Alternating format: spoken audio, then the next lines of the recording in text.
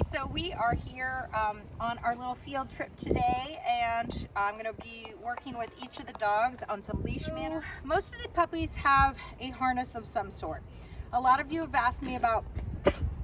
Oh. That was just a piece of cheese. The tree just went flying. Just went flying. Didn't... It's okay. And I'm standing like this because I kind of think sometimes it's easier to see from behind how I'm doing this little reward zone training, which is taking a treat, putting it on my hip, coming straight down my pant leg. I'm teaching the puppy to be at my side and give me attention. So there's multiple clip attachments, clip points on most of your harnesses. Utilizing the one that's in the center of the chest. Let's show you right here. Using the one that's in the center of the chest for most dogs is going to be the one that we want to use for leash manners, to teach the dog not to pull on leash. You can clip it to the center of the back if you have one for a short little, in and out of the house, things like that. But if you're going to go for a walk, the whole point of that front clip harness is that when the puppy pulls ahead and I just stop, or I put a little bit of pressure, it turns the body of the dog back towards me, and eventually the dog doesn't want to do that. They want to keep moving forward, so they'll do what we call self-correcting. They'll start to feel that pressure and back off a little bit so that they don't constantly get turned back. So again, once we start that loose leash walking, I'm going to do the exact same thing. I'm going to do, hey, up, up, up, Molly, yes. I'm going to do a treat on my hip, straight down my pant leg. Make sure you don't reward while the dog is jumping.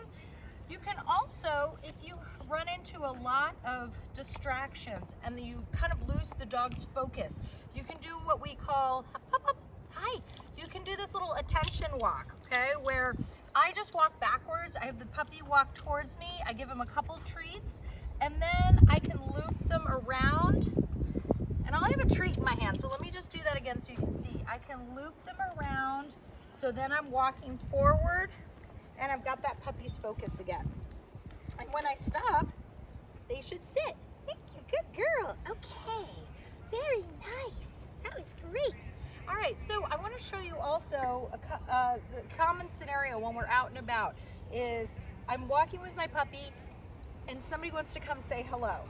And I'm not convinced that my puppy is going to keep all four paws on the ground. So immediately what I'm going to do is I'm going to give a little bit of slack in my leash, and I'm going to step on it so that Melissa's going to come up here and say hi. Now that person can say hello, but you can see that the puppy can't jump. And then as soon as they kind of get themselves back together, I can have them sit again and I can reward them a couple times. Okay, so this is a much better strategy than what would be a normal alternative, which would be that the puppy goes to say hi and they start jumping and you're saying no and you're pulling them down. There's way too much attention that gets put into that whole vibe. So so we really want to be careful about that. Bailey doesn't have a harness on today. Do you need to use a harness? No, you don't need to use a harness unless your puppy pulls a lot. So what we don't want is for them to put a lot of pressure on their trachea with a flat buckle collar. That's not safe. So so if I had a puppy that was walking pretty nicely with me, hi. Oh, here comes a friend. You want to say hi? Say hi. Come on, up, up, up. Yes, good job. All right, that was a great. It was a great dog-dog interaction. She seemed a little bit uncomfortable. I tried to... Oh, stop that. Come here. Come on. Let's go over here.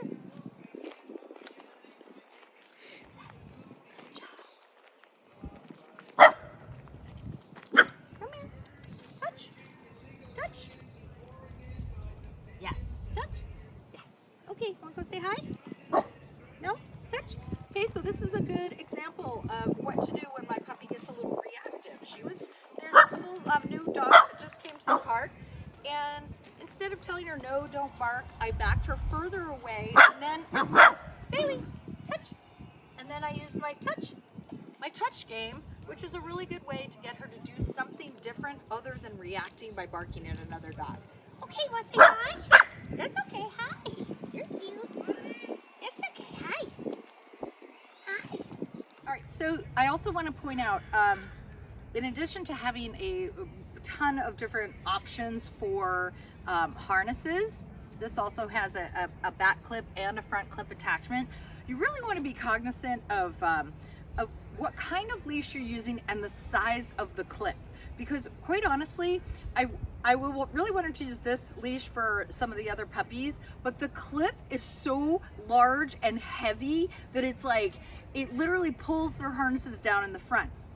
So on a dog of Baker's size, I would totally choose to use something that's a little bit meatier and clip it to the front harness versus this little guy, which has a much lighter, I mean, it literally is probably a quarter of the weight of that other clip, and a much skinnier leash. Now, if you don't have a big puller, this is a leather leash. I love the size of this. It's super easy to fold up. But if you got a little bit bigger, stronger dog, this is a biothane leash, and these are great because when they get wet or dirty, you just rinse them off or wipe them down. But leather I really like too. I try to really stay away from nylon leashes. They're really hard on your hands. If they slip, you can get like little rope burns and stuff. So I prefer either version of this. Okay, so Baker. Hi, bud. Let's go. We're gonna go for a little walk. Let me toss this down here. All right. So the other thing I want to talk about is how much should your puppy be kind of what old school would call healing, I call reward zone. Baker, sit. Sit. So again, reward zone for me is just this happy place where you're next to me, at my side, or close to me. You're not pulling in front, you're not pulling behind, you're not crossing behind me. Hi. How much time should your dog spend here? Hi. Not a lot is sort of the answer. When I'm walking with a dog, I'm gonna have periods of time where I'm really going to be reinforcing this. I want them to, come on, I want them to be able to stay here and focus on me, not pull forward like that. When they do, I'm gonna circle back. Hi, Baker, hi. Oh, go find that. Good job, very nice. Come on, over here, up, up, up. Very good, very nice, I love that. Sit. Yeah. Oh, that's okay. We sat a little perpendicular. That's okay. All right. Okay. And then what I'm going to do on a lot of my walk is just, okay, go sniff. Is that I'm going to let this puppy have time to just be a dog. Like, sniff around. That's, want some water? Oh, gosh. It's so scary. So, mental stimulation is so important for your puppies, and sniffing is really, they're kind of exploring their world. Chloe, my other trainer that works for me, she calls it the puppy social media, which kind of cracks me up, but it's sort of true. It's like, sniff every little thing, every little dog that's come by here, they're picking up information, they're figuring things out, and then if I really need to, let's go. Hi, yes, good job. But I just don't want my puppy pulling me down the street, so hi, Baker, touch. So again, when I need to refocus my puppy, I could do a touch. Good job. Oh, yes. And then I could just give him a, okay, go sniff or go play or whatever. My dogs, my pointers, I used to go say, go find the birdies. I tell them, go find the birdies. So anything that you, anytime you're out and about with the pup, oh, those leaves are very exciting. What is that? So anytime you're out and about, think about doing really short bursts of this reward zone, and then letting your puppy have free time and sniffing and doing things like that. Okay. All right, we got Petey here with us, and we're gonna continue with our leash manners. Let's go, Petey. Yes, good job. Very nice. Right here, buddy. Yeah, good. Good boy. Okay, if I get him out too far, I'm gonna just reverse direction. Petey. Hi, buddy. Touch. Yes, touch. So you see how I can kind of do that backwards walking and have him do a hand target, and then I can start walking forward and have him do a hand target right next to me. Sit. Good. Good job. Oh, you want to go say hi to some friends? So again, leash greetings. Keep your leash really loose. You can drop it if you think it's safe. That allows the puppy to kind of maneuver and not feel trapped. And you can kind of see how he was like, oh, that was okay, but he was a little nervous and he backed away. Most people want to keep their leash really tight when on-leash greetings happen because they're concerned that they don't want anything bad to happen, but that really is stressful for a dog. So again, if I'm in a safe place like this and I don't think the dog's gonna bolt, I'm gonna just drop my leash and allow them to say hi. Petey! Up, up, up. Hi, buddy. Hi. Good job. Very nice. Nope, right over here. Gotta do it. It's like, I don't want to do it. Cheater. That's such a cheaty pants. Touch. Yes. There we go. There we go. Come here, touch. Yes. Good job. Good job. All right. Let's go. Let's go. Right here. Oh, what a good boy. So good. I do a lot of talk. Okay, go play. Go play. So I do a lot of just talking to the dogs also.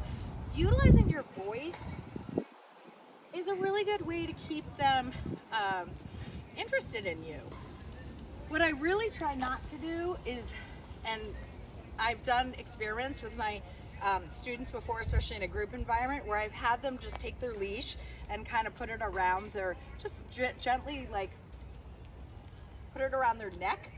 And when we're practicing leash exercises, usually as the puppies get a little bit better, because you really discount how much you use your leash to control the dog. And you really don't want to have to do that if eventually you would like to have your puppy under voice control. So, so I told him he could go sniff. That's cool. He can do that for a minute. But again, really think about, you know, are you using your leash to jerk your dog around all the time? Or are you doing things to get them to choose to do what you want? So again, I could, he's going potty. That's okay. Hi, Petey. Hi, good buddy. So I could talk to him. If that didn't work, again, I could stop. Petey. Yes, good boy. Touch. I could do my hand target. Good job. The alternative will look something like this. The dog like walks out forward and I'm like this, you know, using my leash to drag the dog back. But eventually, there's nothing in there that's teaching my dog what I want them to do. I'm just controlling them by using their leash. So you did a very good job. Thank you, Petey. Hey. Good job. One of the issues that tends to come up a lot with the smaller dogs especially is, and the front clip harnesses, is that people find like their leashes are getting tangled up under the dog's feet a lot. And that's usually because people, hey, Lucy, yes. Yes. That's usually because people are giving their puppy way too much leash. So they're walking like this, you know, and the puppy's then moving ahead and we're getting tangled up. So I try to really keep a fairly short leash if I want to have the puppy close to me, or if I'm walking with the puppy close to me. If I want to give them a little bit more freedom, then obviously that's something that might be an issue, but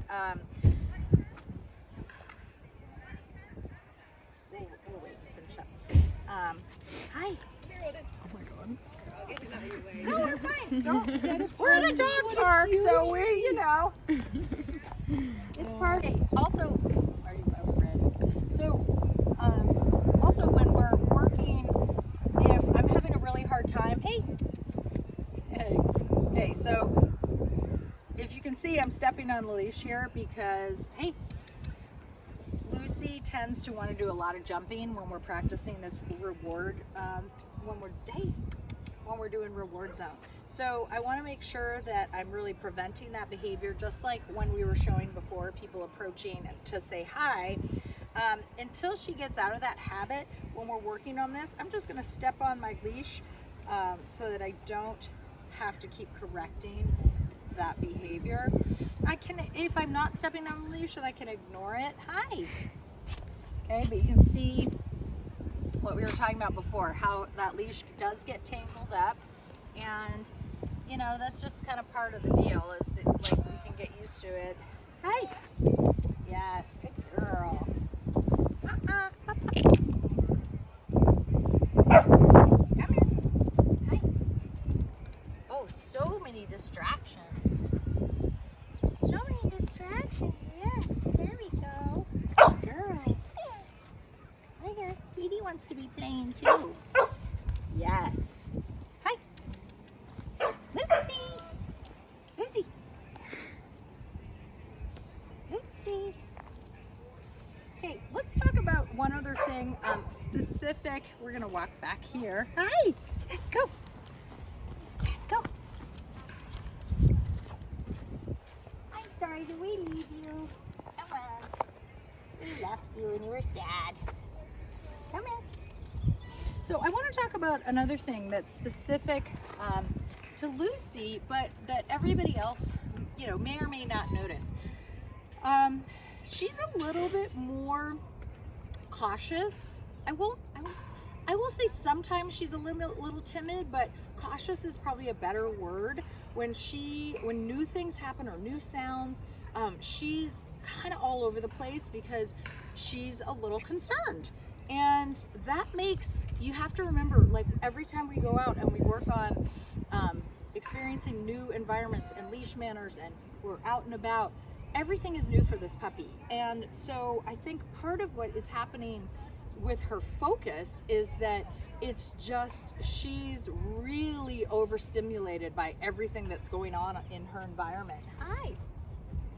And that makes it a little bit trickier to work on your leash manners. And, you know, it's very understandable. We also don't want to do anything to tell her that that's not appropriate, because she's just reacting to things that she's unsure about. So what I would do with a puppy like this is do a lot of leash manner practice in my house and on my deck and places where she's really comfortable. So she gets, it's much more like muscle memory. And then when we go out, it's not like she kind of knows what she's supposed to be doing, and it's not as concerning, and I don't have to work so much to get her attention. What is that? I know, it's so fun to see everybody. So final thoughts for working on your leash manners when you're out and about are working in really small bursts, working a lot at home first. Come here. Hi. Working in really non-distracting environments, keeping that reward zone walking to really small segments, and allowing the puppy a lot of sniffing.